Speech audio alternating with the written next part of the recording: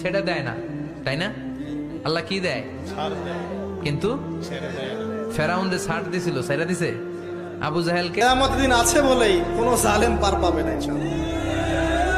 কোনো মাজলুমের চোখের প্রাণে বৃথা যাবে না ইনশাআল্লাহ।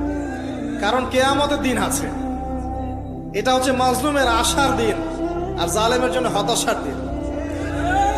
কিয়ামতের দিন না থাকতো তাহলে সমস্ত খুনি, ব্যভিচারী, ধর্ষণকারী, জালেম, ফাসেক, আল্লাহদ্রোহী সবাই পার পেয়ে যেত না। আল্লাহ পাক পার দিবেন না বলেই কিয়ামতের দিন রেখেছে।